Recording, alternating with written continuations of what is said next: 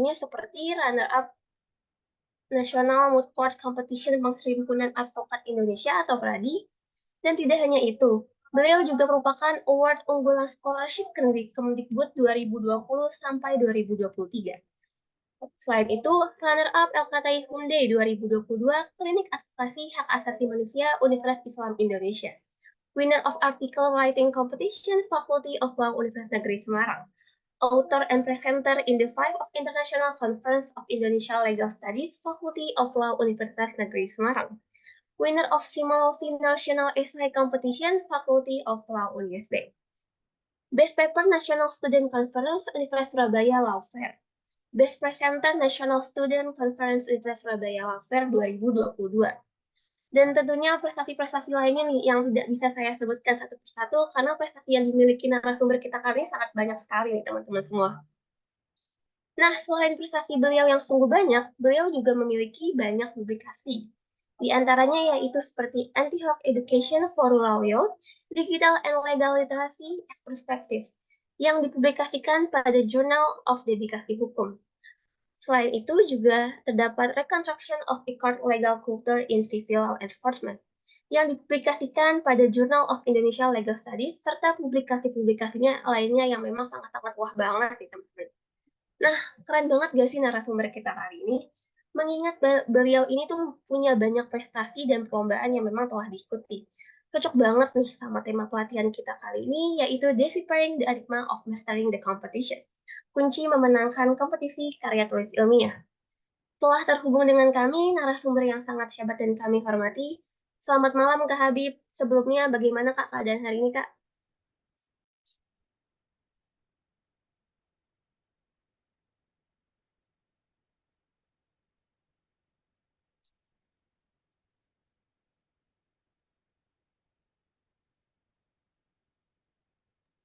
Halo Kak Habib.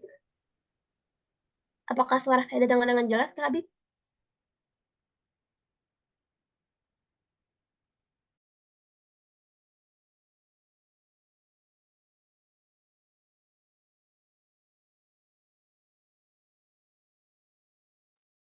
Untuk suaranya belum masuk Kak Habib. Mungkin bisa dicoba lagi Kak Habib.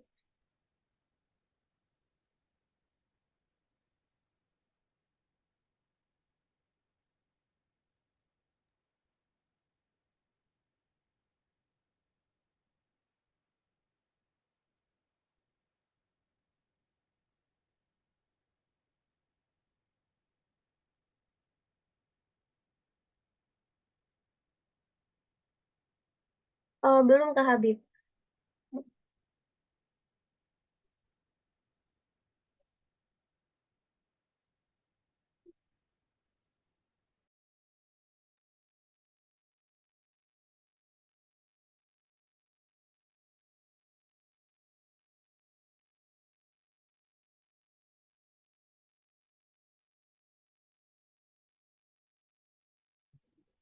Apakah ini bisa terdengar?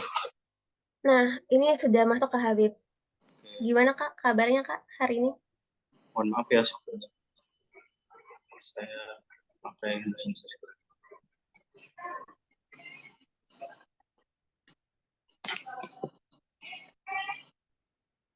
Oh, apa? Berarti sudah aman ya Kak Habib untuk suaranya?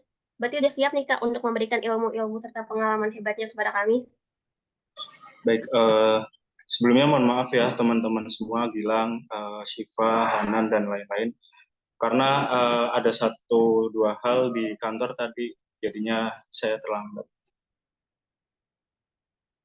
Tadi ditanya ya, apa kabar? Saya alhamdulillah sehat. Semoga teman-teman juga dalam keadaan sehat selalu dan senang sekali bisa berjumpa sama teman-teman, diberikan kesempatan untuk bisa sharing session. Semoga malam ini bisa kita saling sharing dengan penuh manfaat. Itu nanti teman-teman juga bisa mengaplikasikan terkait ilmu yang nantinya bakal didapat. Mungkin untuk operator bisa langsung mau presentasi atau bagaimana, Syifa? Baik Kak, mungkin akan segera dimulai Kak, yaitu presentasi oleh narasumber. Dan bagi para peserta, mohon untuk disimak dengan baik dan persiapkan pertanyaan kalian untuk segera jawab. Saya ingatkan kembali Kak, Kak, untuk waktu presentasi berlangsung selama 45 menit. Kepada Kak Habib, saya persilahkan. Baik, terima kasih. Assalamualaikum warahmatullahi wabarakatuh. Selamat malam teman-teman semua, forum riset dan mahasiswa Fakultas Hukum Universitas Veteran ya Jakarta, Pembangunan Veteran Jakarta. Di sini malam ini kita mungkin lebih ke ngobrol santai saja ya, karena kita lebih kepada sharing terkait pengalaman saya sebelumnya untuk mengikuti beberapa kompetisi, khususnya di karya tulis ilmiah. Jadi tidak ada formula atau judul yang saya bisa patok ya, atau saya berikan kepada teman-teman. Jadi judulnya ini sendiri pun masih tanda tanya gitu. Saya beri judul How to Deciphering the Enigma of Mastering the Competition. Teman-teman mungkin apabila ingin kontak lebih jauh dengan saya bisa reach di LinkedIn saya sebagaimana tertera pada slide tersebut. Next slide mungkin.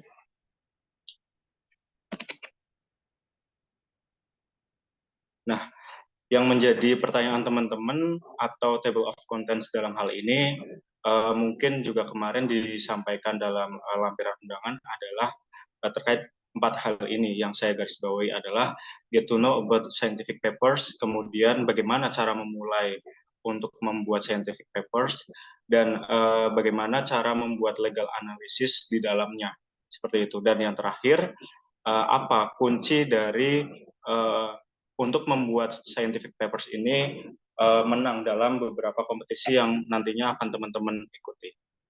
Selanjutnya.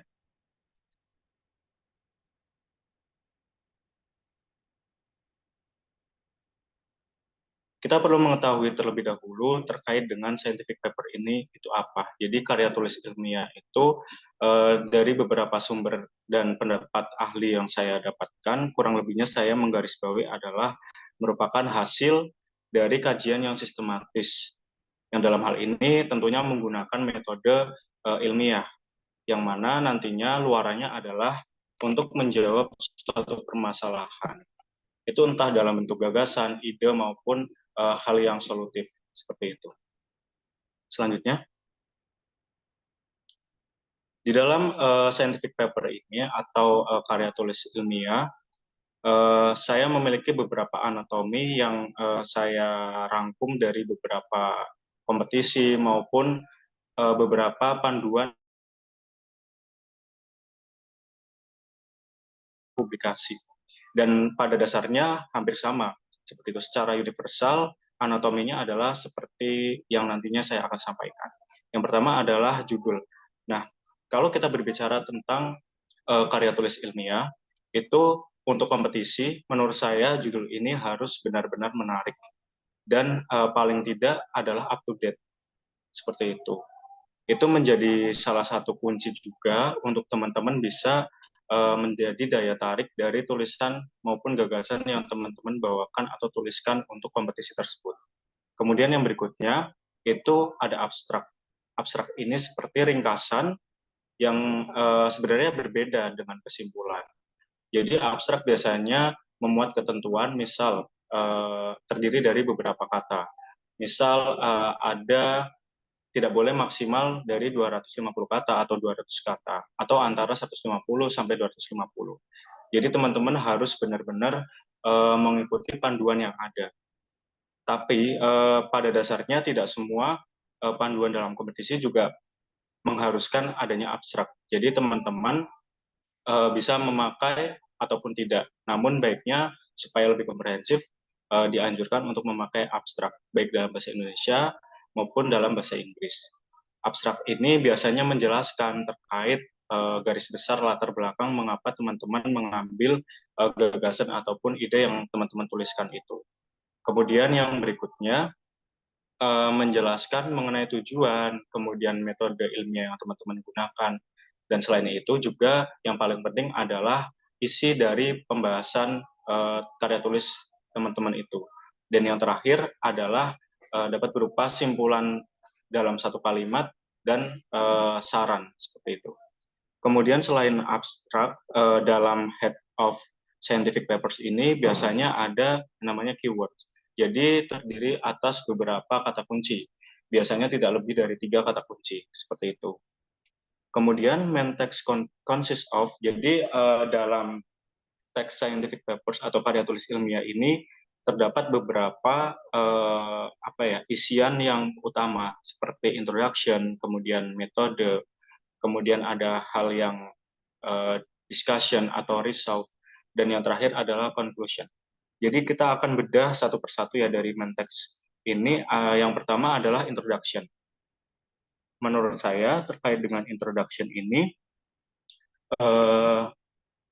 perlu adanya mencantumkan terkait dengan hal-hal yang dalam hal ini adalah menjadi landasan mengapa teman-teman mengambil ataupun membahas terkait karya tulis ilmiah itu.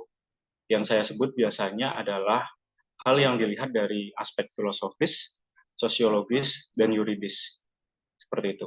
Nah, aspek filosofis ini apa? Jadi aspek filosofis itu hal yang berkaitan, mungkin teman-teman juga sudah mendapatkan ya, terkait mata kuliah ini juga tidak asing terkait materi ini. Filosofis adalah hal yang berkaitan dengan keadilan. Jadi aspek-aspek apa yang di situ yang menjadi keadilan dalam ruang lingkup atau landscape dari ilmu hukum itu, atau topik yang teman-teman bahas. Kalau kita kadang mungkin tidak hanya berbicara tentang hukum saja. Kemudian filosofisnya itu apa? Filosofisnya itu adalah hal yang berkaitan dengan Pancasila dan UUD, biasanya seperti itu. Kita lihat ada beberapa aspek yang memang menjadi sorotan dalam butir-butir Pancasila. Itu apa saja nilainya. Kemudian dalam Undang-Undang Dasar juga kita perlu tahu. Yang dalam hal ini yang biasanya kita soroti adalah di alinea keempat, ya, terkait dengan tujuan negara. Nah, korelasi ini nanti kita tuangkan dengan topik maupun tema yang kita bahas dalam karya tulis ilmiah yang kita buat. Seperti itu. Kemudian yang berikutnya adalah dari aspek sosiologis. Kita lihat terkait dengan aspek sosialnya itu seperti apa. Baik, kalau misalkan kita berbicara terkait dengan ilmu hukum itu biasanya berkaitan, kalau nggak salah itu terkait dengan nilai kemanfaatan. Nah, nilai kemanfaatan ini mungkin agak luas ya, ekstensif untuk menjelaskan.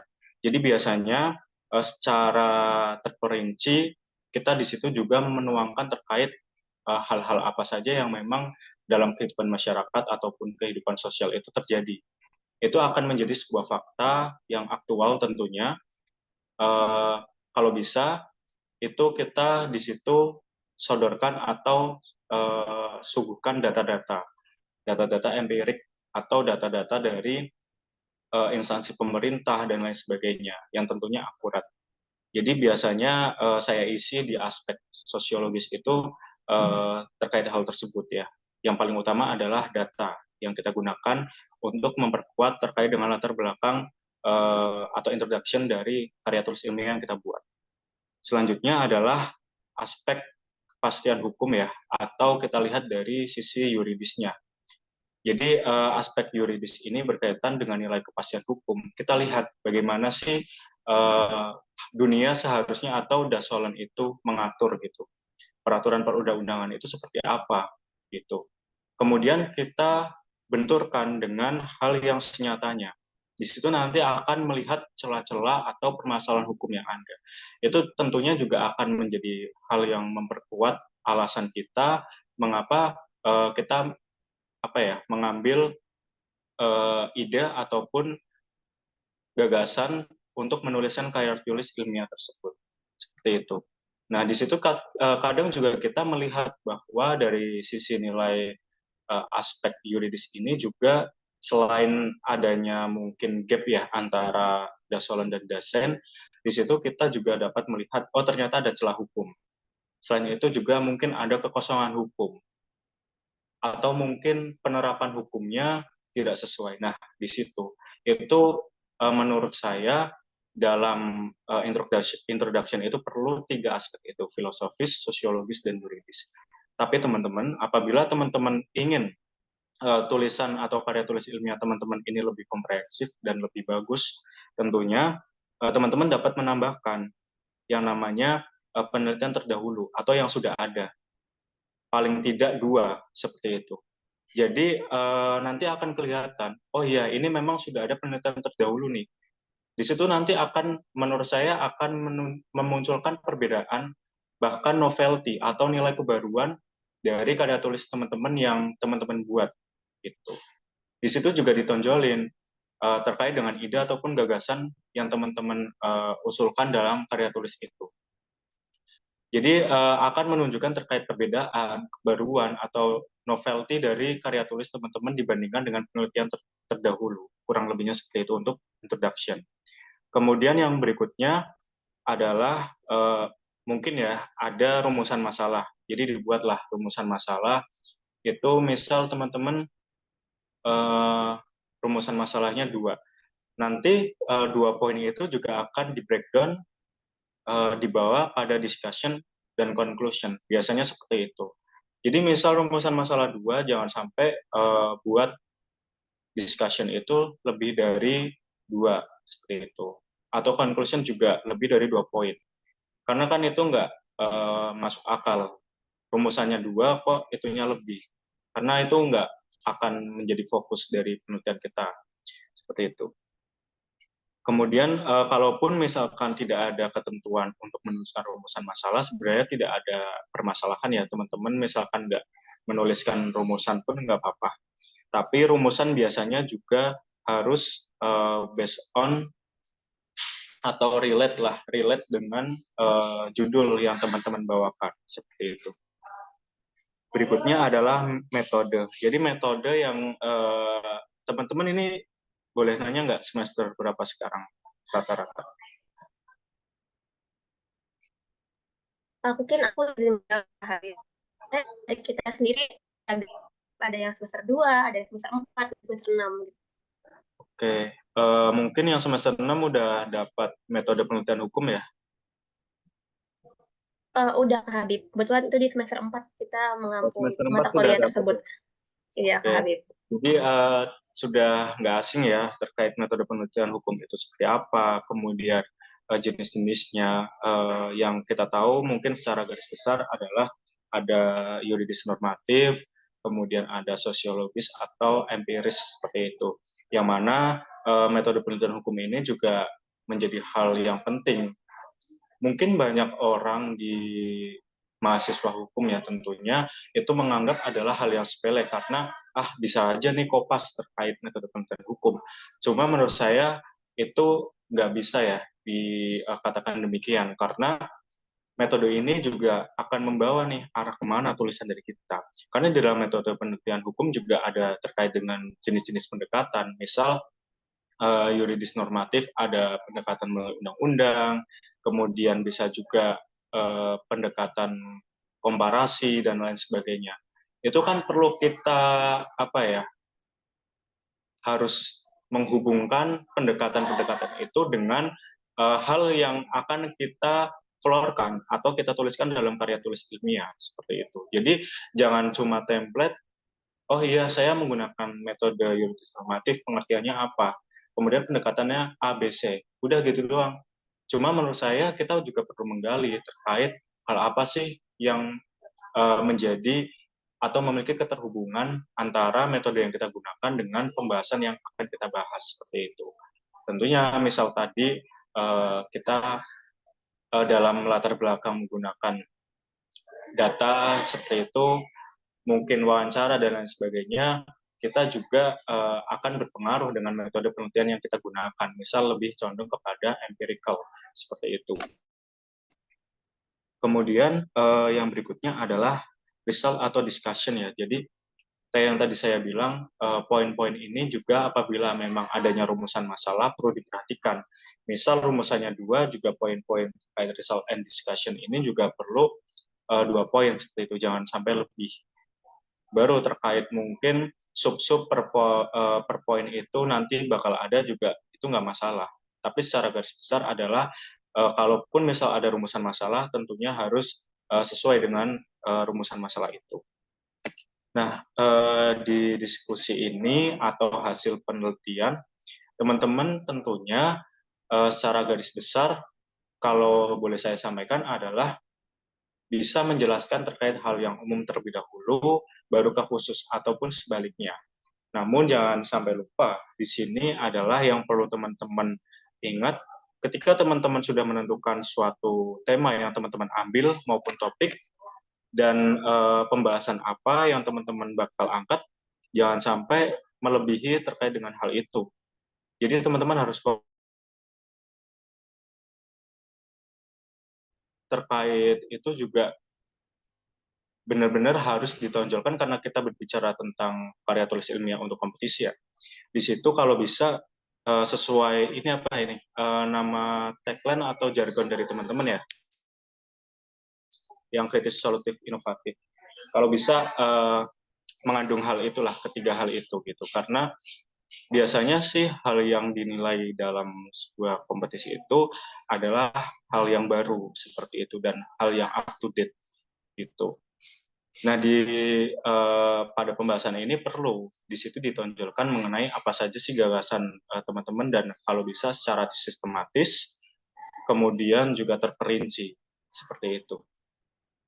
Nah, yang berikutnya di main text ini juga ada sebuah konklusi atau kesimpulan. Sebenarnya untuk namanya kesimpulan, kadang kita masih agak rancu ya. Kita hanya membuat ringkasannya saja. Mungkin teman-teman juga selama ini merasakan seperti itu. Namun sebenarnya kesimpulan atau simpulan yang baik adalah yang menonjolkan apa sih inti dari pembahasan kita itu, gitu. Jadi bukan suatu ringkasan, gitu ya. Jadi simpulan itu yang menunjukkan, oh ya kita benar-benar membahas terkait ini nih, gitu. Jadi jangan sampai teman-teman hanya membuat ringkasannya saja. Mungkin selanjutnya referensi ya kalau nggak salah. Ada referensi.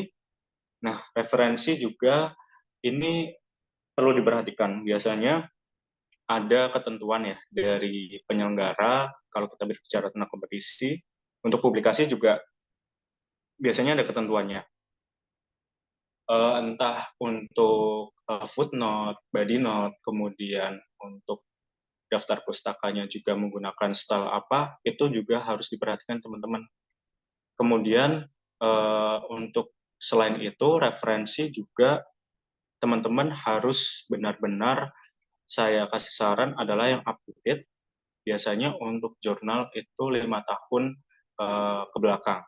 Untuk buku, oke lah masih 10 tahun ke belakang nggak apa-apa, cuma mungkin ada beberapa buku yang keluaran di tahun 19 sekian atau 18 sekian, bisa aja masih tetap dipakai, namun untuk buku-buku tertentu ya saya anjurkan gitu. Kemudian selanjutnya itu ada pendapat ahli ya. Dari beberapa ahli, ahli ini juga teman-teman menurut saya harus diperhatikan karena nanti ini akan cukup relate dengan doktrin maupun teori yang akan teman-teman gunakan dalam penulisan. Nanti akan kita bahas di slide selanjutnya. Kemudian kalau bisa terkait dengan sumber dari jurnal seperti itu yang publikasi ya, itu diutamain adalah yang sudah terakreditasi, entah Sinta maupun Scopus. Itu dan biasanya ketika nih teman-teman mungkin mengadakan kompetisi, forum forum teman-teman mengadakan kompetisi, jurinya dari dosen teman-teman. Nah, teman-teman mengikuti nih, kalau bisa menggunakan referensinya adalah hal yang mungkin relate dan pernah dituliskan oleh dosen di kampus tersebut. Itu menurut saya akan menjadi poin plus. Biasanya kalau kita udah tahu jurinya nih, atau paling tidak menggunakan apa ya, citasi atau referensi dari kampus, dosen kampus tersebut, ada rasa bangga dari dosen tersebut. Oh iya, berarti ini kampus saya menjadi rujukan nih untuk referensi gitu. Mungkin bakal akan menambah poin plus bagi karya tulis teman-teman. Untuk anatomi itu bisa slide selanjutnya. Baik, kita juga akan membahas ya terkait dengan analisis hukum itu seperti apa untuk kita bisa membuat analisis hukum yang kuat dan berdasar. Jadi ada beberapa poin yang memang harus teman-teman perhatikan. Yang pertama adalah terkait dengan permasalahannya itu seperti apa, yang sebagaimana telah saya sampaikan sebelumnya, itu adalah berkaitan dengan hal-hal yang filosofis, sosiologis, dan yuridis. Itu menurut saya harus dipadatkan di situ, seperti itu. Kemudian yang berikutnya adalah terkait dengan peraturan perundang-undangan itu sendiri. Kita di situ jangan sampai just argumentasi saja, cuma tidak ada latar belakang terkait dengan peraturan yang kita gunakan, baik dalam negeri maupun yang luar negeri lingkupnya, atau beberapa peraturan hukum positif maupun hukum internasional. Kita harus kuatkan di situ. Jadi benar-benar banyak riset terkait dengan peraturan yang ada, yang berlaku. Gitu. Kemudian metode juga tadi sudah saya singgung ya. Teman-teman harus bisa memahami metode apa yang teman-teman gunakan karena akan berkaitan dengan analisis yang akan teman-teman sampaikan atau yang teman-teman buat dalam karya tulis itu. Yang berikutnya, kalau misalkan ada terkait dengan mungkin jurisprudensi dan lain sebagainya, teman-teman juga bisa tuangkan di situ karena itu akan memperkuat argumentasi ataupun analisis kita. Dan yang terakhir adalah ada doktrin dan teori.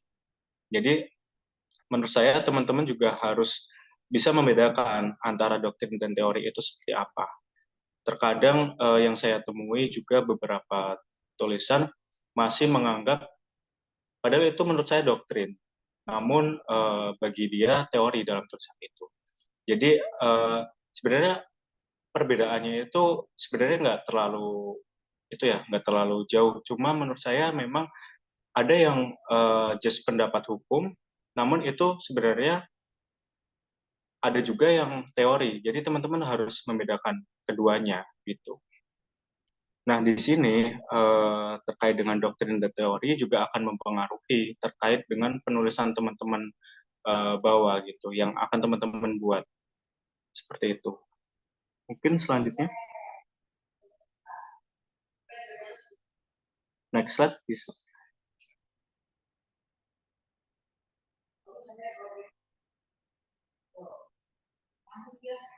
Nah, terkait dengan teman-teman mempertanyakan bagaimana sih sebenarnya kunci untuk membuat karya tulis ilmiah atau menyusunlah atau menguraikan teka-teki terkait dengan karya tulis ilmiah dan bisa menguasai sebuah kompetisi gitu.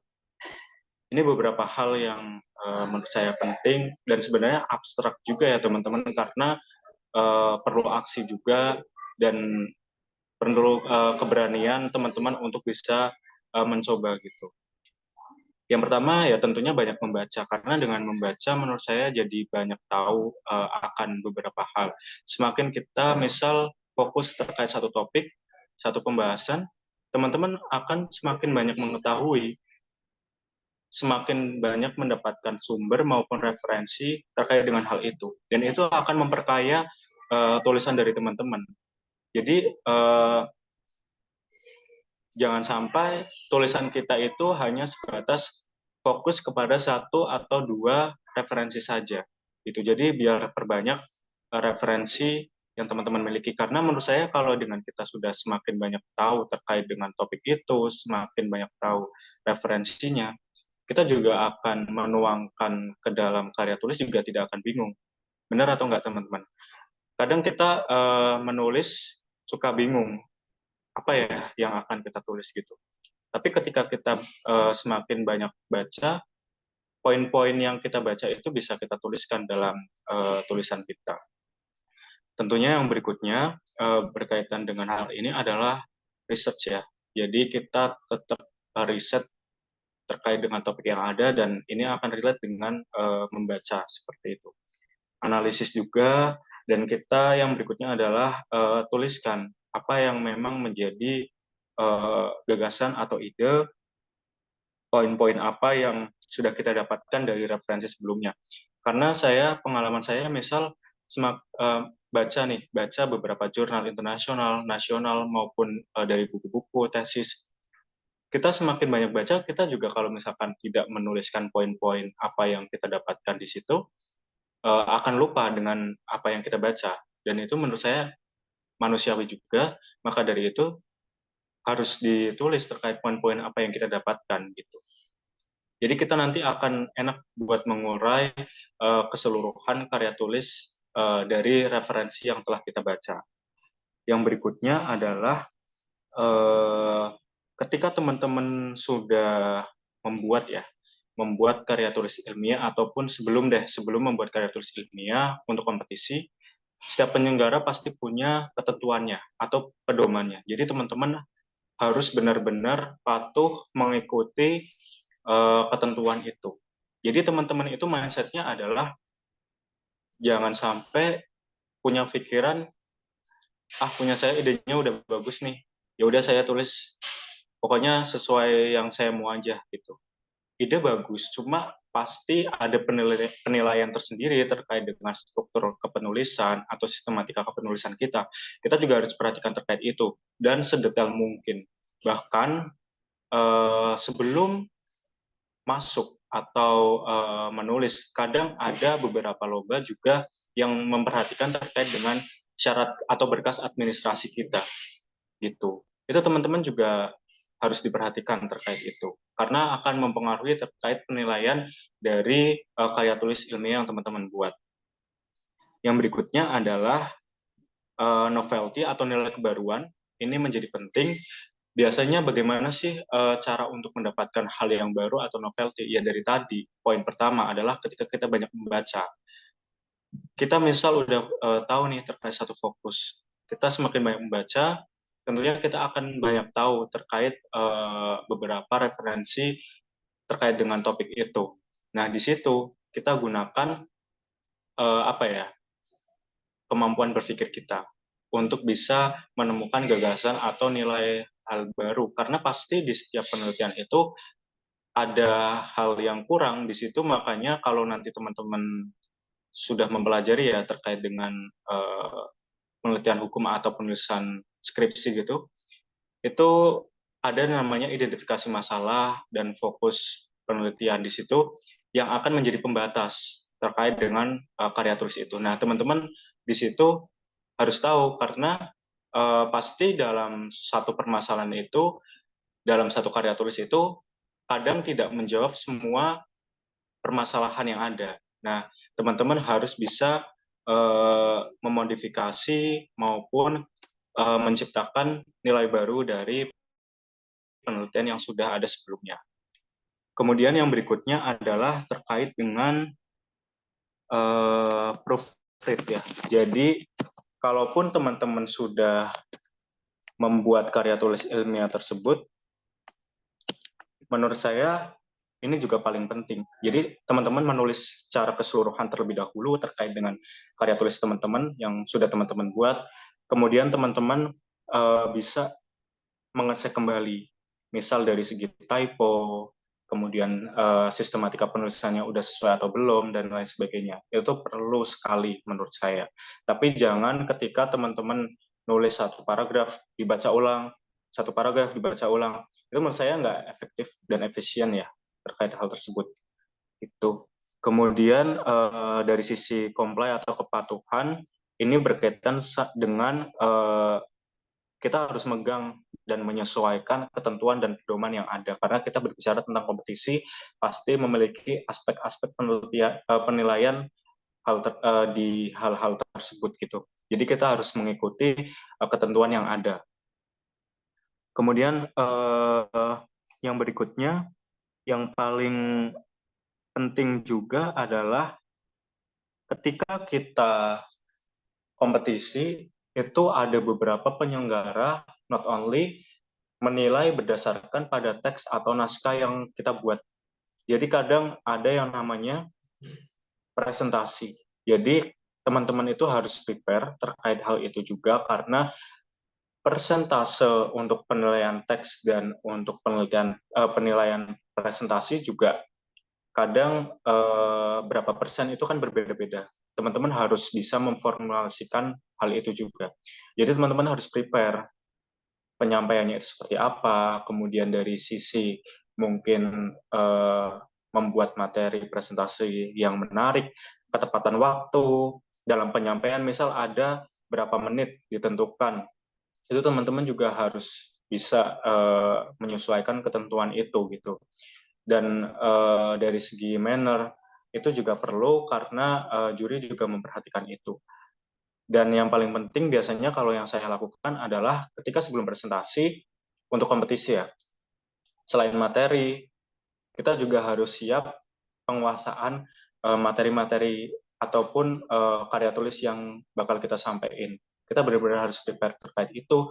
Kita harus latihan untuk bisa setidaknya tepat waktu, untuk dapat golden time. Kemudian kita juga harus bisa menganalisis, memetakan pertanyaan-pertanyaan apa yang mungkin bakal timbul yang akan ditanyakan oleh juri. Jadi kita tidak kaget ya terkait hal itu. Kita harus perkuat sumber-sumber yang kita dapatkan gitu. Karena biasanya kalau kita bicara kompetisi, juri itu sebenarnya ide kita atau gagasan kita udah bagus, tapi juri berusaha untuk mematahkan itu.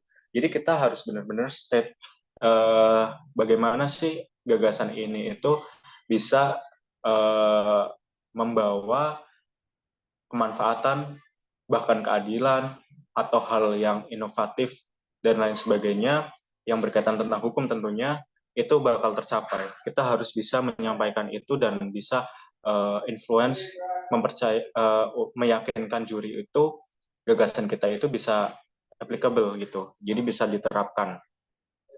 Itu.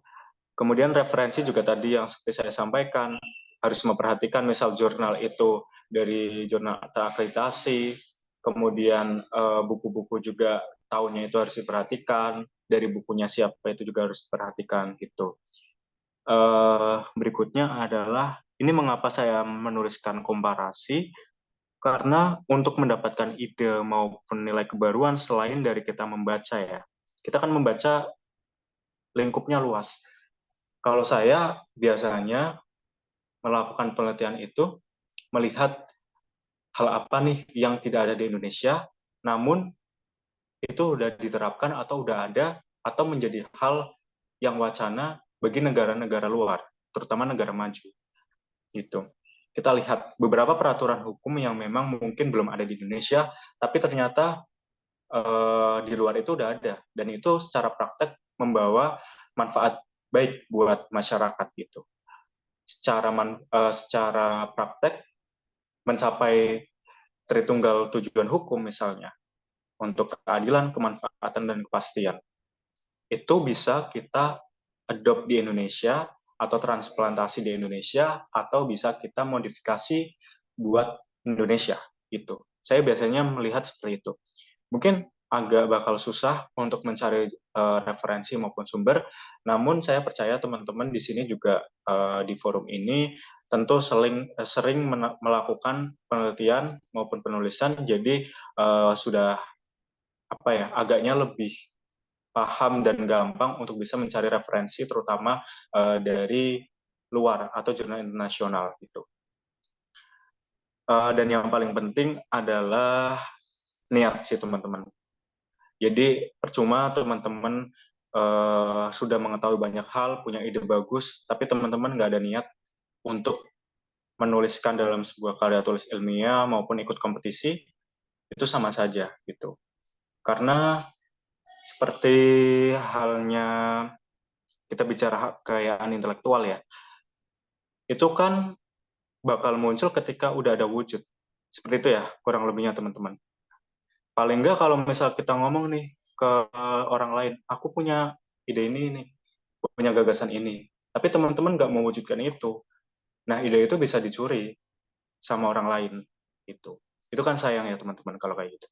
Nah, beberapa hal ini, poin-poin ini, saya yakin kalau misalkan teman-teman mengaplikasikannya, teman-teman bakal menguasai diri teman-teman untuk bisa mengikuti kompetisi, bahkan memenangkan kompetisi. Saya tidak menjamin, tapi saya yakin ketika teman-teman mencoba itu dan berusaha tetap konsisten, teman-teman akan menguasai diri teman-teman untuk mengikuti kompetisi, bahkan memenangkan kompetisi tersebut.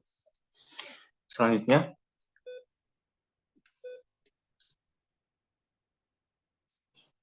Baik, kurang lebihnya itu di akhir kata ada sebuah apa ya, nggak tahu nih nggak grafik atau apa gitu ya.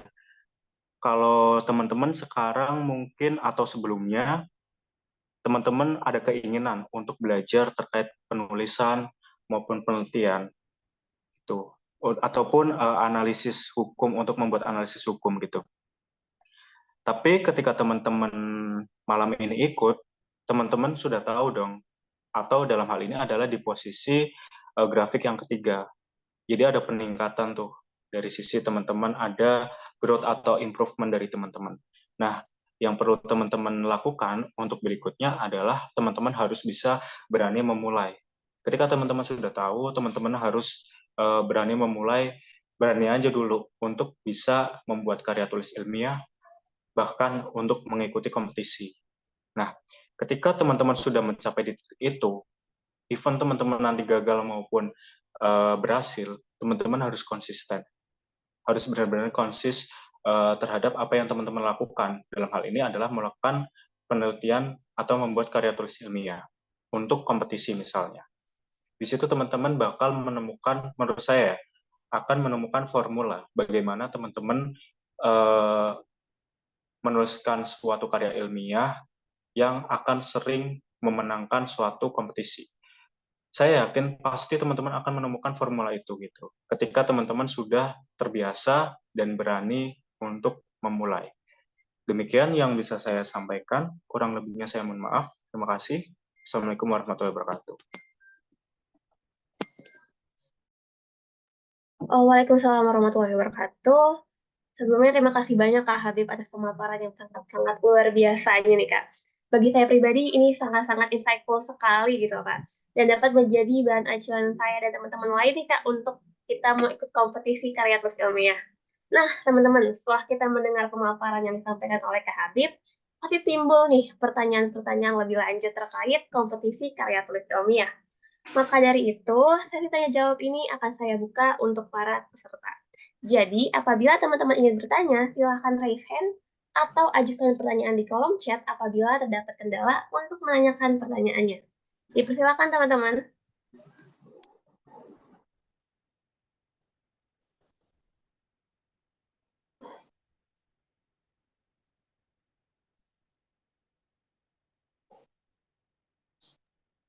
Baik, pertanyaan pertama dari Muhammad Raihan Yulistio. Kepada Muhammad Raihan Yulistio, saya persilakan on mic untuk bertanya. Baik, terima kasih MC dan terima kasih juga Mas Habib atas penjelasannya yang tadi sangat jelas gitu. Mungkin saya mau berikan listio dari Angkatan 21 ada beberapa pertanyaan yang saya ingin ajukan gitu. Mas, pertama itu tadi soal teori ya. Mas, itu kan tadi memang di sini ada teori ada juga doktrin gitu. Bahkan waktu itu saya menemukan bahwasannya ada juga namanya tesis gitu. Jadi saya pernah menemukan di suatu jurnal dikatakan eh, apa namanya suatu teori itu teori gitu. Jadi ada suatu pernyataan itu termasuk teori dan ada lagi satu jurnal yang mengatakan bahwasannya sebuah pernyataan itu adalah tesis. Itu jadinya gimana ya Mas kira-kira apa sih yang bisa membedakan itu antara mungkin doktrin ataupun teori dan tesis tersebut gitu. Kemudian yang kedua Mas mungkin kan karena kita ini anak hukum ya jadi kan emang harus eh, menginventarisir peraturan perundang-undangan. Nah kalau Mas sendiri ini menginventarisirnya gimana ya Mas? Apakah kayak apa namanya seketemunya gitu nanti kita baca-baca habis itu em, nanti kesana kalau ketemu kita tulis atau bagaimana ya Mas? Mungkin kayak tips dan triknya supaya nggak berantakan gitu Mas.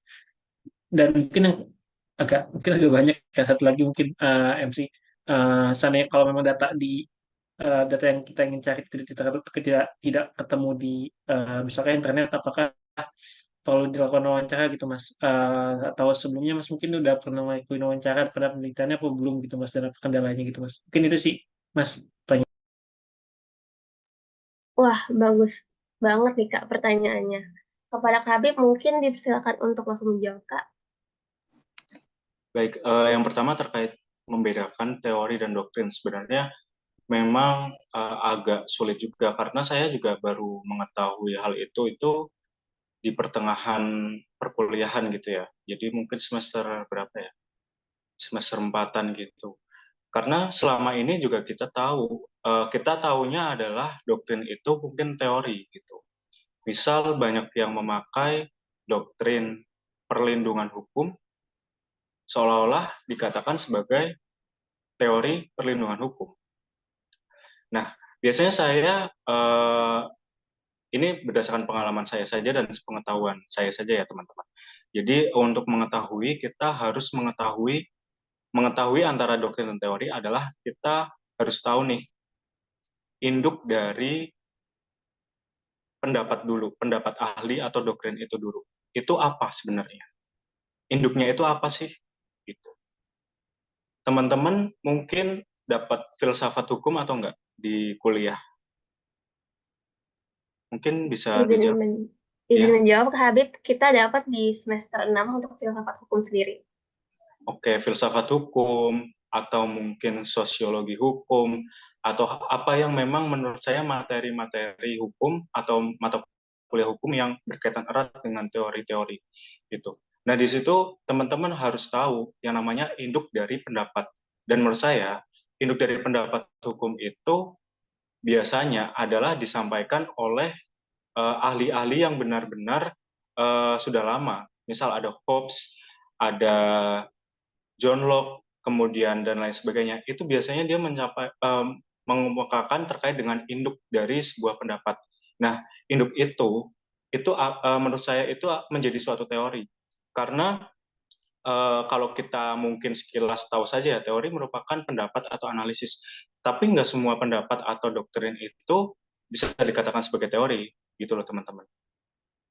Jadi kita harus mencari dulu nih, kalau kita udah dapat terkait dengan pendapat hukum atau pendapat ahli, kita harus mencari induknya dari pendapat ini apa gitu. Misal kita berbicara terkait dengan eh, kepastian hukum gitu ya, atau kepastian hukum dalam hak kekayaan intelektual atau perlindungan hukum. Nah di situ yang berkaitan dengan perlindungan hak dari apa namanya hak kekayaan intelektual itu sendiri kadang kita memakainya adalah perlindungan hak kekayaan intelektual atau perlindungan hukum hak kekayaan intelektual. Kita seolah-olah itu sebuah teori, misal dari teorinya Philippus terkait perlindungan hukum, atau teorinya dari Prof. Sachipto Raharjo. Itu kan ada perlindungan hukum kayak gitu ya. Sebenarnya ada induknya loh teman-teman dari situ. Terkait dengan perlindungan hukum itu, yang berkaitan dengan kekayaan intelektual, kita perlu mengecek teori atau pendapat yang dari induknya itu sendiri. Misal kita menggunakan dari John Locke. John Locke itu kan dia menyampaikan bahwa ada yang namanya hukum alam. Nah, di situ pendapat dari John Locke terkait dengan hukum alam itu menjadi suatu teori karena memang itu apa ya menjadi induk dari beberapa pendapat yang ada gitu. Biasanya sih untuk mengidentifikasi, kalau dari saya pribadi ya teman-teman, mungkin teman-teman nanti juga bisa mencari referensi lain atau bisa bertanya dengan dosen juga, itu tadi, kita harus jangan berhenti di pendapat itu saja, kita harus mencari pendapat hukum induknya, kemudian dari siapa yang menyampaikan atau yang berpendapat terkait dengan hal tersebut. Itu. Karena, misal, saya mengemukakan pendapat nih, saya sebagai sarjana hukum, saya berpendapat terkait A, itu juga sebenarnya tidak bisa dikatakan sebagai doktrin, gitu loh teman-teman. Apakah saya punya kepakaran terkait hal tersebut? Gitu. Apakah saya juga punya fokus penelitian atau mendalami terkait hal tersebut? Nah, itu perlu dicek terkait hal itu untuk mengetahui apakah apa yang saya sampaikan atau pendapat saya ini sebuah doktrin ataupun teori. Gitu. Dan untuk kuncinya mengetahui teori tadi, menurut saya adalah kita mengetahui induk dari pendapat itu sendiri. Itu. Kemudian poin kedua, mohon maaf tadi apa ya? Syifa bisa dibantu? Mungkin Raihan bisa mengulangi pertanyaannya, Raihan, dipersilakan. Gini Mas, jadi kan tadi di dalam penelitian kan memang ada namanya kita harus menganalisis peraturan undang-undangan. Kalau menurut Mas sendiri menginventarisirnya gimana gitu Mas? Apakah kita baca secara acak aja lalu kemudian misalnya kalau ketemu yang menarik kita tulis atau kira-kira gimana Mas kalau dari Mas pribadi? Oke, terkait dengan inventarisir peraturan perundang-undangan, kita kan biasanya dapat satu tema atau satu topik yang berkaitan, misal kita berbicara terkait dengan apa ya, yang secara ini, misal tanah ya, kita berbicara tentang tanah. Itu kita pasti sudah mikir nih, oh iya undang-undang yang berkaitan dengan tanah itu apa. Jadi kita ini deh, gini aja deh gampangannya. Kita harus memegang jenis hierarki peraturan perundang-undangan di UU 12 2011 ya. Itu di pasal 7 ayat 1 kalau nggak salah. Itu hierarkinya itu apa aja. Itu UUD nih, UUD atau Pancasila dulu deh sebagai sumber dari segala sumber hukum. Meskipun itu nggak disebut ya di pasal 7 ayat 1 itu dalam jenis hierarki peraturan perundang-undangan. Tapi kita lihat dulu di Pancasila itu butir berapa yang berkaitan dengan mungkin aspek tanah gitu. Kita lihat di situ, di butir-butir Pancasila, itu satu. Kedua, kalau kita bicara di jenis peraturan perundang-undangan, yang pertama adalah UUD. Kita lihat aspek yang berkaitan dengan tanah itu di pasal berapa nih? Misal 33 ya, 33 ayat 3 itu. Udah tuh inventaris tuh, UUD udah masuk, Pancasila udah masuk tuh butir berapa gitu. Nah berikutnya, misal ada TAP MPR yang berkaitan dengan tanah, misal ada TAP MPR tentang reforma agraria dan lain sebagainya, itu bisa kita inventaris di situ. Berikutnya lagi, misal terkait dengan apa nih, Perpu atau undang-undang ya, Perpu atau undang-undang. Ya udah kita inventaris dari undang-undang pokoknya. Undang-undang pokok atau induk dari terkait dengan pertanahan itu apa? Ya UPA misal. Kemudian misal dilihat apakah dalam sejarahnya UPA ini ada perubahan atau enggak. Misal ada, ya kita juga lihat di situ perubahannya terkait apa gitu. Misal selain UPA apa ya yang berkaitan dengan tanah? Undang-undang yang 1950 saya lupa itu terkait apa. Misal ya pokoknya kita itulah, misal mungkin terkait pengadaan tanah dan lain sebagainya, kita inventaris di situ dari segi undang-undangnya gitu. Misal selain itu di bawahnya undang-undang itu ada Perpres ya teman-teman. Perpres. Nah, Perpres itu yang berkaitan dengan tanah apa? Ya, di situ juga teman-teman harus inventaris di situ gitu. Berikutnya adalah Perda provinsi daerah. Sebenarnya tapi dalam inventaris ini teman-teman juga harus filter mana yang memang relate dan enggak terkait dengan topik yang teman-teman gunakan di situ gitu. Misal sekiranya teman-teman hanya butuh Perpres, PP gitu ya, undang-undang saja dan UUD, ya udah pakai itu aja gitu. Tapi kalau misalkan pertanyaan tadi ditanya bagaimana cara inventarisir, ya tadi kita harus megang pasal 7 ayat 1 itu untuk bisa mengetahui skop atau ruang lingkup dari topik yang akan kita bahas di situ. Gitu sih. Untuk pertanyaan yang ketiga, bisa diulang lagi?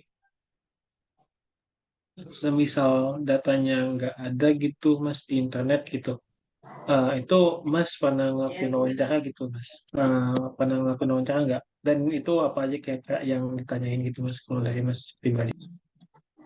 Oke, terkait wawancara sebenarnya untuk penelitian saya untuk kompetisi saya belum pernah, karena memang saya based on ini ya, paper gitu yang ada atau referensi dari artikel jurnal baik internasional maupun nasional, buku kayak gitu-gitu.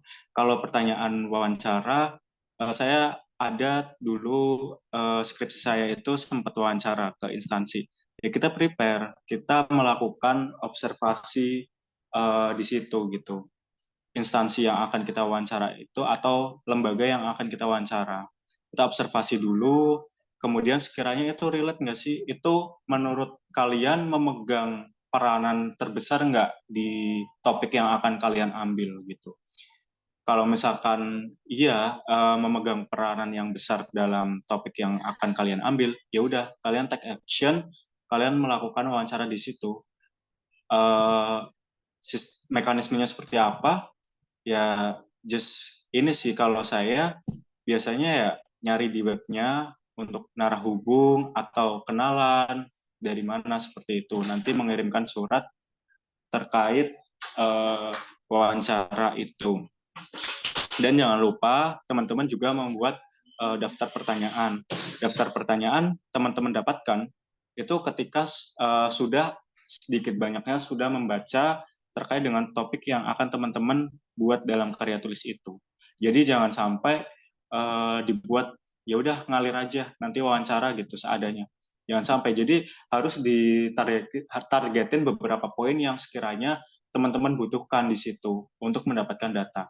Nah, misalkan data itu kadang nggak terbuka ya, apalagi yang menurut mereka rahasia atau seperti apa. Menurut saya, teman-teman pinter-pinternya teman-teman dalam mengolah kata dan menyampaikan pertanyaan itu. Pendekatan teman-teman juga perlu lakukan ya untuk bisa memperoleh data itu. Dan sebenarnya jangan sampai beberapa pertanyaan yang sekiranya sebenarnya teman-teman butuhkan dan menurut teman-teman sebenarnya udah tahu nih, kadang kita sebagai peneliti atau penulis itu sudah tahu, oh sekiranya ini data kayaknya nggak bisa didapat nih atau diumbar sama mereka. Atau argumen ABC untuk memperkuat analisis kita ini sekiranya nggak bakal didapat. Cuma biasanya saya menggunakan pendekatan maupun bagaimana penyampaian pertanyaan-pertanyaan itu yang sekiranya nggak secara langsung gitu. Seperti itu sih teman-teman. Apakah terjawab atau ada pertanyaan lain? Sudah terjawab, Mas. Terima kasih, Mas. Baik, sama-sama. Baik. Untuk teman-teman lain, apakah ada yang ingin bertanya lagi? Bisa langsung raise hand dan ya, baik. Nabila Safitri dipersilakan untuk bertanya. Baik, terima kasih MC atas kesempatannya dan terima kasih juga kepada Mas Habib atas penjelasannya yang sangat komprehensif tadi. Tadi berkaitan dengan novelty, Mas, izin bertanya. Dalam perlombaan biasanya kan kita terbatas dengan waktu yang sangat singkat ya, Mas. Sedangkan misalnya nih mahasiswa-mahasiswa baru yang baru join organisasi dan mencoba untuk ikut lomba gitu, belum tahu banyak mengenai mungkin karena baru masih maba gitu, baru beradaptasi dengan lingkungan yang baru, dengan statusnya yang baru juga, dan ingin merasakan euforia-euforia lain gitu, seperti mengikuti perlombaan. Nah, biasanya dalam suatu perlombaan KTI itu kan kita diberikan tema yang abstrak, artinya adalah temanya itu masih terbilang luas gitu, Mas. Bagaimana cara kita bisa menemukan novelty, tips and trick novelty uh, bagi dalam waktu yang cukup bisa dibilang cukup singkat gitu, Mas. Mungkin seperti itu, Mas. Terima kasih. Oke, baik. Pertanyaan yang cukup bagus ya, Mas Habib Alfikri. Ya, Mungkin kepada Kak Habib bisa langsung dijawab, Kak. ya baik. Terima kasih Nadila. Salam kenal ya. Jadi terkait dengan novelty, poin yang sebenarnya menurut saya yang perlu diperhatikan adalah teman-teman sering membaca sih. Sering membaca dan apapun ya. Jadi nggak cuma buku, jadi artikel-artikel. Kalau malah menurut saya yang paling utama adalah teman-teman sering baca publikasi jurnal gitu. Karena di situ artikel tuh biasanya menyampaikan ide gitu. Kalau buku mungkin sekedar apa ya? Sekedar deskripsi saja gitu ya terkait ABC. Tapi di artikel itu biasanya ada hal-hal atau gagasan-gagasan yang disampaikan di situ. Nah, di situ teman-teman bisa untuk bisa memodifikasi hal yang memang sudah ada. Baik itu saya bilang lingkupnya artikel nasional maupun internasional. Tapi kalau saya biasanya melihat dunia luar sih teman-teman. Apa sih yang memang terjadi di sana gitu terkait dengan prinsip hukum maupun peraturan hukum dan implementasi hukum apa yang ada di sana yang memang bisa diterapkan di Indonesia gitu. Nah, eh, teman-teman jangan lupa juga mungkin sering discuss dengan teman-teman yang lain, dosen, bahkan apa ya, orang luar yang memang sudah teman-teman reach out yang udah berpengalaman terkait dengan penulisan karya tulis ilmiah ini. Sebenarnya kalau dari saya sendiri, saya biasanya saya suka baca jurnal dari luar maupun berita-berita dari luar. Jadi nanti saya transplantasi maupun apa ya, saya adopt untuk bisa di Indonesia. Misal kayak dulu yang tadi disebutkan oleh Shiva ya terkait salah 2 prestasi saya itu terkait best paper dan best presentation itu di Ubaya Law Fair. Saya dulu ingat banget lagi marak-maraknya terkait dengan kekerasan seksual dan not only terjadi secara offline, jadi ada secara online juga gitu kan. Di situ saya berpikir ini sebenarnya apa sih solusinya atas permasalahan ini gitu. Saya lihat data secara online itu juga kekerasan secara online juga banyak nih terjadi gitu. Apalagi kita udah hidup di era digitalisasi kayak gini kan. Nah, saya berkaca dari negara lain seperti apa penanganan terkait kekerasan seksual ini gitu. Saya nggak nemu sebenarnya penyelesaiannya itu seperti apa, tapi di situ saya dapat tulisan ternyata ada loh beberapa negara yang memiliki treatment khusus untuk menyelesaikan kekerasan seksual ini.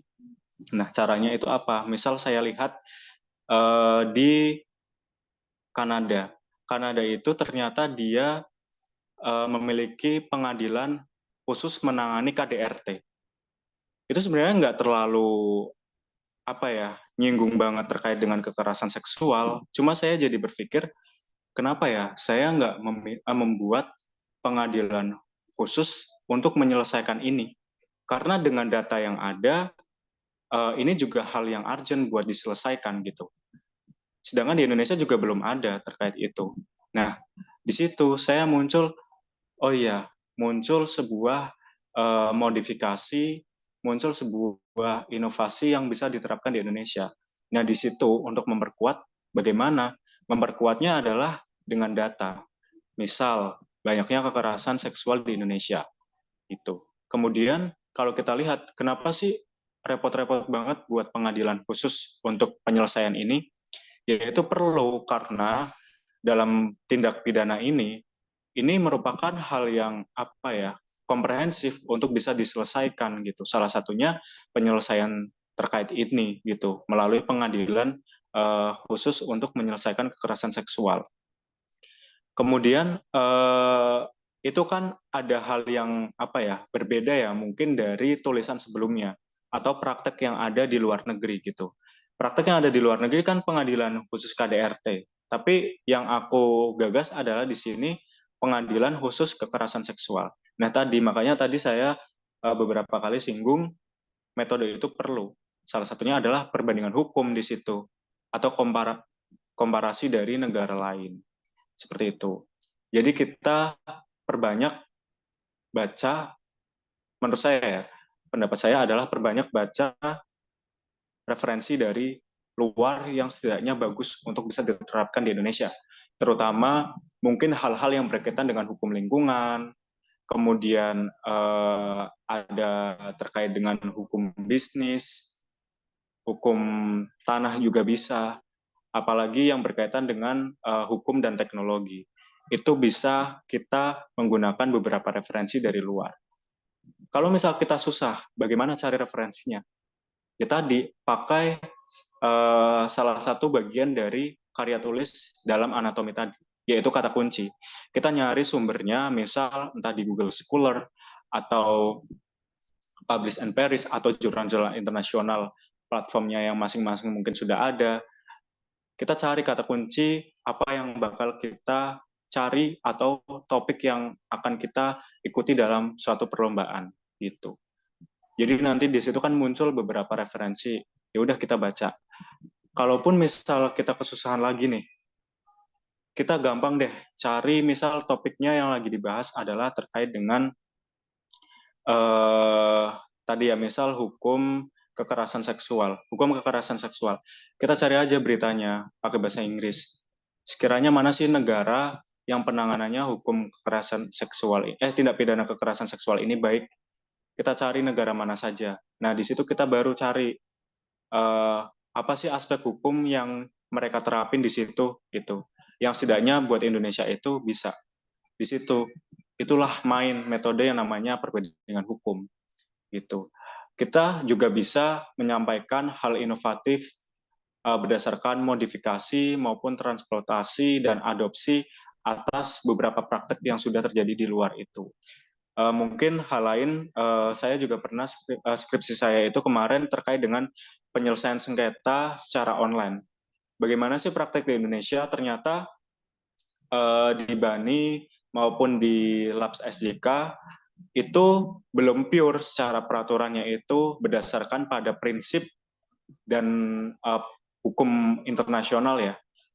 Itu yang mengatur itu belum sesuai dengan itu. Nah, di situ saya berpikiran bahwa nggak bisa karena secara internasional sudah mengakui adanya peraturan ini dan negara-negara yang ikut menjadi anggota itu harus tunduk terhadap peraturan itu.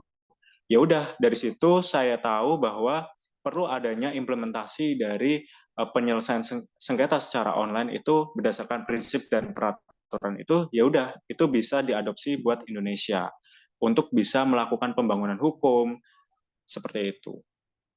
Jadi poin yang perlu digarisbawahi adalah sebenarnya banyak baca, nyari referensi dari luar sih untuk bisa diimplementasikan di Indonesia.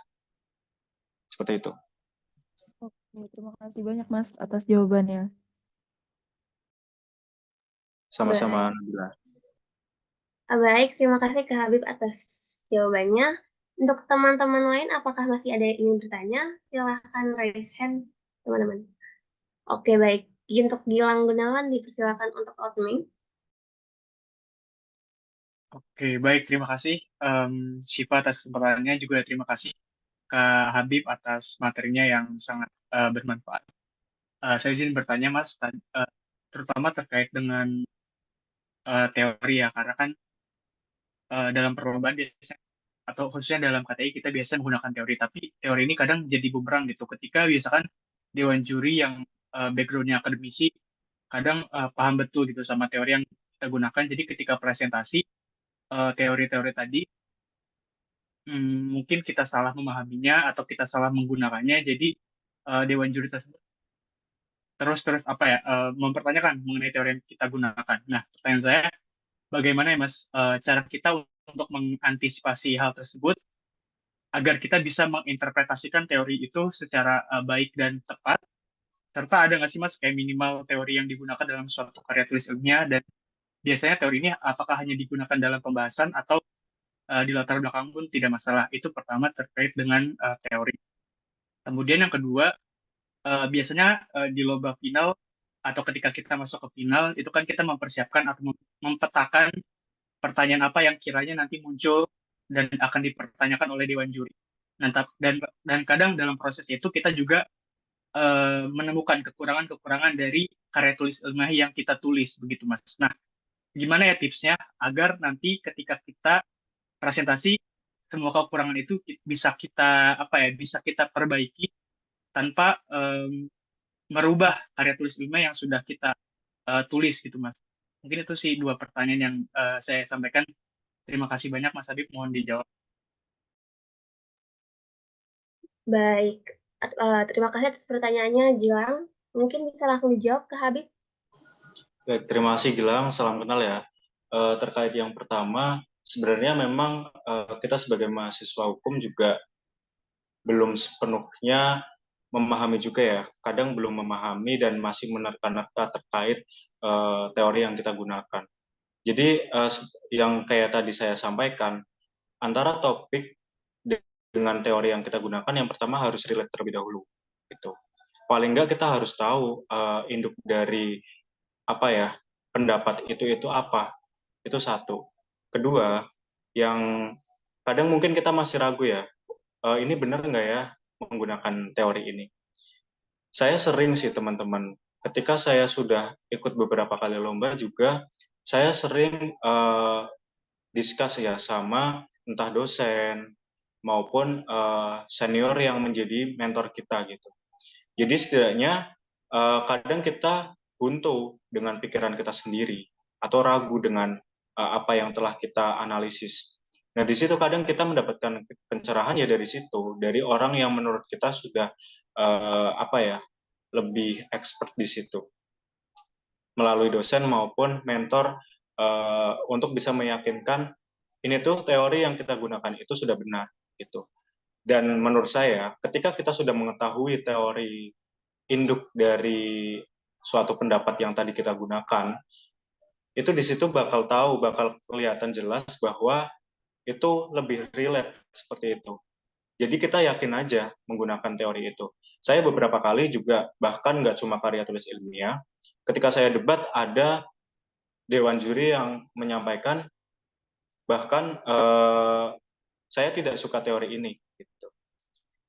Nah, itu kan sebenarnya menurut saya apa ya, preferensi nggak sih kalau misalkan kayak gitu. Jadi bagaimana kita menggunakan teori itu kuat. Dengan apa caranya? Ya keterhubungan antara teori itu dengan topik, dengan pembahasan yang kita bahas, itu relate. Menurut saya itu. Kemudian yang kedua, maaf bilang, bisa diulang? Oke, Mas. Tadi terkait dengan kekurangan dari karya tulis ilmiah yang sudah kita buat untuk gimana caranya agar pas presentasi kita sudah bisa mempersiapkan gitu pertanyaan-pertanyaan tadi yang kiranya memang belum terjawab di karya tulis ilmiah gitu, Mas. Oke, saya juga pernah waktu di Jember ya, waktu lomba artikel juga merasa demikian gitu. Kadang kita merasa, oh iya ini ternyata kemarin kelewat ya, seharusnya saya florin nih di sini gitu. Menurut saya, ketika itu masih berhubungan terhadap ide maupun gagasan kita bisa sampaikan di presentasi itu. Kita harus menerima bahwa ya kita memang malah justru bagus dengan mengetahui kekurangan itu, tapi kita jangan sampai menyampaikannya seolah-olah itu menjadi kekurangan dalam karya tulis kita. Nah, di situ malah justru menurut saya teman-teman menunjukkan bahwa teman-teman ini memang sudah melakukan penelitian yang mendalam terkait dengan hal tersebut. Jadi terkadang beberapa referensi yang berkaitan untuk bisa menambahkan maupun menyempurnakan karya tulis itu bisa disampaikan ketika presentasi. Even itu tidak tidak ada dalam karya tulis itu. Cuma ketika itu berhubungan, itu menjadi poin plus juga bagi diri kita seperti itu. Jadi sampaikan saja selama itu memiliki keterkaitan dan berhubungan dengan apa yang kita tulis. Itu. Baik, terima kasih Mas Ahmad Habib atas jawabannya, Mas, sangat mencerahkan saya. Terima kasih Gilang. Baik, terima kasih atas jawabannya Kak Ahmad Habib. Teman-teman yang lain, apakah ada yang masih ingin bertanya? Silakan raise hand. Oke, baik. Nadila dipersilakan untuk bertanya. Baik, Mas, sebelumnya, baik, terima kasih MC sebelumnya, terima kasih. Maaf bertanya lagi, tapi saya jadi penasaran nih Mas. Tadi kan Mas pernah menghadapi bahwasannya juri itu tidak suka dengan uh, teori tersebut gitu. Pasti kita sebagai peserta lomba tentu merasa ada rasa down atau kayak wah ternyata kayak kita bisa jadi kita juga menganggap bahwasanya teori wah kayak teori yang kita pakai salah nih gitu. Gimana sih Mas cara Mas menghadapi situasi seperti itu? Dan terkadang misalnya pertanyaan kedua adalah saya pernah mengikuti perlombaan gitu Mas. Kemudian novelty yang saya berikan mungkin dalam pandangan juri itu dianggap kurang aplikatif gitu Mas. Uh, pertanyaan saya adalah bagaimana eh, cara kita sebagai peserta meyakinkan juri bahwasanya sekalipun ini bukan novelty yang bisa diaplikasikan, tetapi ada manfaatnya untuk atau di kemudian hari justru memungkinkan untuk diaplikasikan. Mungkin seperti itu, Mas. Terima kasih.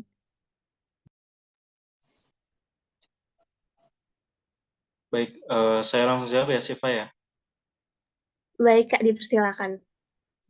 Ya, kalau pertanyaan yang pertama, bagaimana menyikapi ya terkait dengan hal tersebut? Yang misal juri menyampaikan, saya lebih suka teori ABC. Ini juga berkaitan dengan pertanyaan kedua. Jadi kita kembalikan di situ ke latar belakang dalam tulisan karya tulis ilmiah kita. Jadi kita di situ juga memperkuat aspek lain. Di situ kita menonjolkan filosofisnya itu seperti apa, sosiologisnya itu seperti apa, dan yuridisnya seperti apa. Teori ini untuk mendukung itu, gitu. Jadi kita sampaikan secara komprehensif aspek-aspek yang lain selain teori kita. Untuk apa? Untuk menunjukkan bahwa argumentasi ataupun analisis hukum kita itu kuat. Gitu. Sebenarnya juri menyampaikan maupun mematahkan ide dan gagasan kita, ada aspek yang menurut saya dalam tanda kutip mereka itu hanya menguji mentalitas kita. Nah, bagaimana respon kita terhadap itu? Bagaimana kita memperjuangkan ide dan gagasan kita supaya bisa diterima dan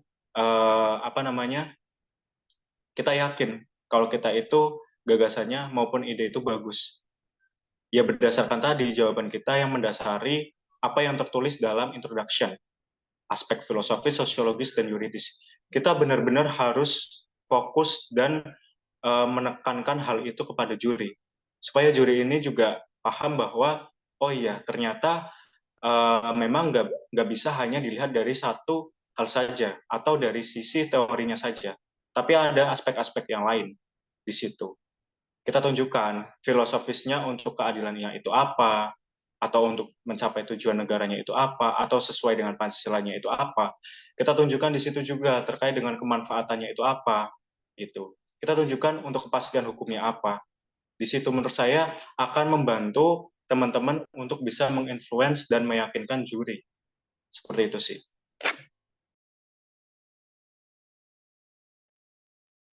Baik, terima kasih Kak Habib atas jawabannya. Untuk Nadila, apakah cukup atas jawabannya atau ada yang ingin ditanyakan lagi? Cukup. Terima kasih MC. Terima kasih Mas Habib atas jawabannya. Iya, Baik, sama-sama. baik. Cukup antusiasme sekali ya Kak Habib. Ini kebetulan ada satu pertanyaan terakhir nih Kak, mungkin. Iya, Dia nggak lewat apa-apa. chat Saya ke juga saya. jadi overtime juga nggak apa-apa. Oke, baik Kak. Izin membacakan ya Kak Habib. Iya. Jadi pertanyaan ini, gimana sih Kak cara mencari referensi dari luar negeri supaya kita sendiri nih bisa membuat perbandingan dengan luar negeri itu? Mungkin bisa dijawab Kak. Iya. Tadi saya agak lupa juga untuk menyampaikan biasanya di apa ya untuk kita perbandingan hukum tadi ya kita lihat praktek terkait topik A negara mana yang memang sudah berhasil itu satu sistemnya itu seperti apa kita breakdown kemudian peraturannya itu seperti apa itu kita breakdown satu-satu dan kita lihat badan dia memiliki badan apa enggak di situ di negaranya itu memiliki badan untuk bisa menunjang tercapainya implementasi terkait dengan topik itu punya apa enggak. Kita lihat kalau punya badannya itu seperti apa bentuknya, independenkah atau apakah, kemudian mekanisme dia seperti apa gitu untuk menangani suatu permasalahan terkait dengan topik yang berkaitan. Di situ kita bisa adaptasi, kita bisa mungkin berpikir liar, oh ya ternyata hal-hal seperti ini juga bisa diterapkan di Indonesia. Biasanya saya seperti itu. Jadi kalau ditanya mencari referensi, ya kita cari aja. Yang pertama mungkin sumber berita, negara mana yang memang sudah berhasil melakukan atau mengimplementasikan itu. Dari sumber berita itu kita cari tahu dari jurnal ataupun artikel ilmiah. Selain itu, kita juga bisa cari tahu dari penelitian-penelitian seperti undergraduate thesis maupun disertasi. Kalau nggak ada lagi, kita cari peraturannya. Itu biasanya ada. Kemudian badan tertentunya, kalau misalkan ada. Misal di badan itu kan memiliki web. Nah, kita bisa menggali informasi di situ. Yang sejauh saya lakukan seperti itu sih, Siva dan teman-teman. Baik, Kak Habib. Terima kasih, Kak, atas jawabannya.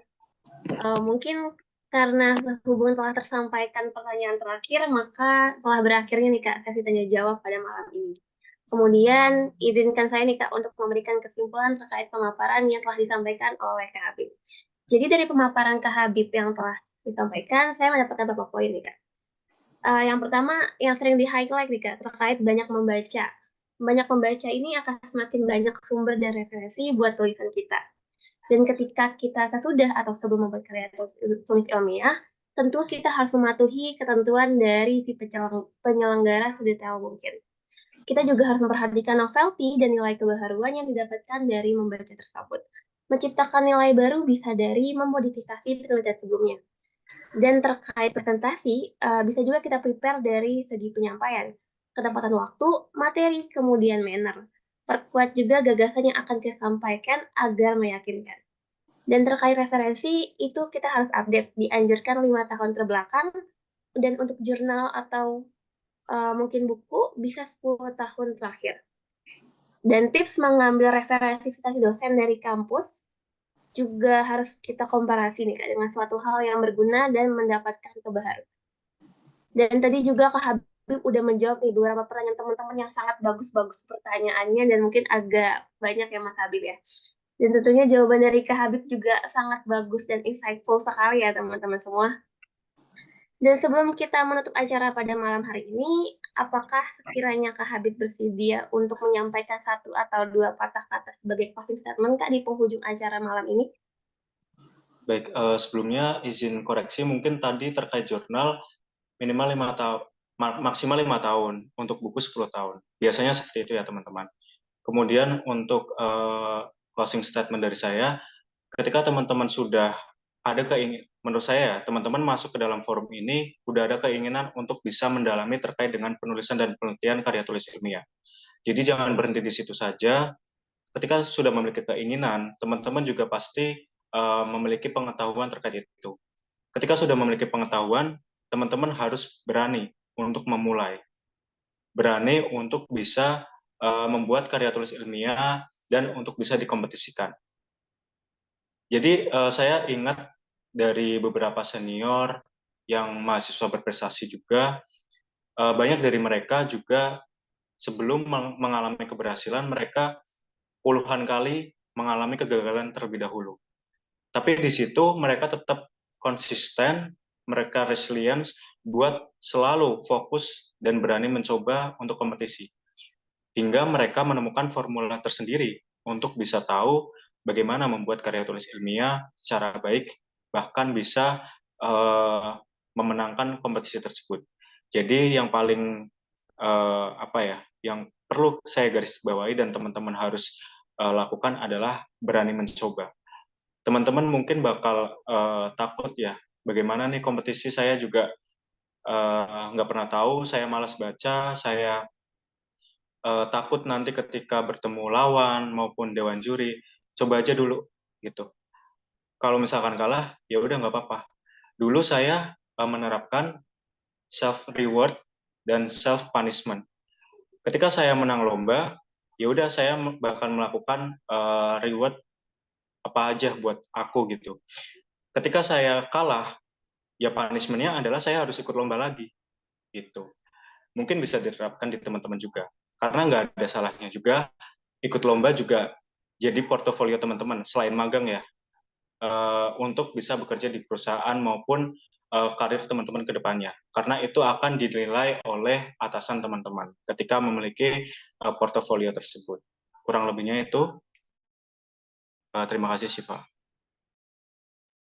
Oke, baik Kak. Sebelumnya minta maaf ya Kak atas kesalahan penyebutan tadi. Dan sangat insightful sekali nih Kak closing statement yang telah disampaikan. Nah, teman-teman, setelah kita mendengarkan closing statement yang disampaikan oleh Kak Habib barusan, ini menjadi pertanda bahwa kita sudah berada di penghujung acara pelatihan karya tulis ilmiah pada malam kali ini. Dan untuk Kak Habib, kami ucapkan banyak terima kasih nih Kak atas kesediaan Kakak untuk memberikan ilmu yang berharga pada kami semua. Semoga Kakak senantiasa diberi kemudahan dalam segala urusan karir Kakak ke depannya. Dan sesi selanjutnya nih Kak, kita akan melanjutkan penyerahan sertifikat oleh Saudara Gilang Gunawan selaku Ketua Forum Bisa dan Debat Mahasiswa dan untuk diberikan kepada Kak Habib. Dan kepada operator mohon untuk didokumentasikan. Baik, terima kasih Siva, dan terima kasih banyak juga Mas Habib. Saya mewakili teman-teman dari FPD mengucapkan terima kasih banyak atas ketersediaannya sudah meluangkan waktu untuk jadi narasumber kita di agenda pelatihan kali ini. Tadi materinya sangat bermanfaat jujur bagi saya pribadi dan bagi teman-teman semua. Semoga materi yang disampaikan bisa kita terapkan dan juga semoga bisa jadi ladang pahala untuk Mas Habib dan semoga Mas Habib juga selalu diberikan kelancaran dalam menjalankan aktivitasnya dan selalu diberikan kesehatan. Ini sedikit kenang-kenangan dari FRD Mas, sertifikat sebagai bentuk apresiasi juga dari kami. Mohon diterima ya Mas Habib. Terima kasih Mas. Baik, terima kasih Gilang dan teman-teman. Saya terima ya. Baik Kak, selain itu mungkin untuk mempermudah operator dalam mendokumentasikan, saya akan mengaba-abakannya Kak untuk foto. Jadi mungkin dalam hitungan 1, 2, 3 ya. 1, 2, 3. Baik. Baik, sudah.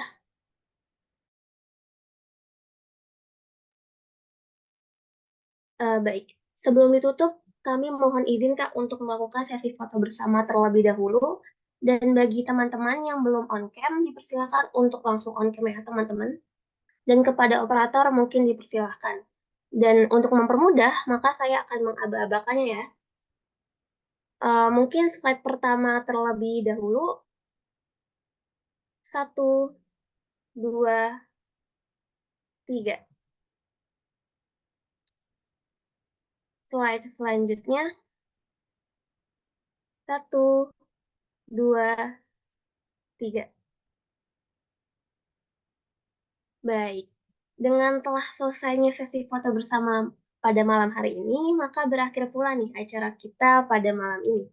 Sekali lagi kami ucapkan beribu-ribu terima kasih kepada narasumber kita, yaitu Kak Habib, yang telah meluangkan waktunya untuk berbagi ilmu bersama kita semua di forum ini. Kepada Kak Ahmad Habib Al-Fikri SH, tanpa mengulangi kata hormat, kami persilakan Kak untuk meninggalkan Zoom meeting ini terlebih dahulu. Terima kasih banyak Kak Habib. Baik, terima kasih Terima teman-teman kasih semua. banyak. Maaf ya kalau misalnya tadi sempat telat. Siap. Terima kasih. Terima kasih banyak Mas Habib. Dan untuk teman-teman peserta, sebelum meninggalkan Zoom meeting, diperkenankan untuk mengisi absensi terlebih dahulu. Dan untuk absensi tersendiri, nanti akan ada di kolom chat Zoom ini ya teman-teman. Nah, nanti setelah teman-teman udah isi absensi, baru diperbolehkan untuk meninggalkan Zoom meeting. Terima kasih banyak teman-teman semua.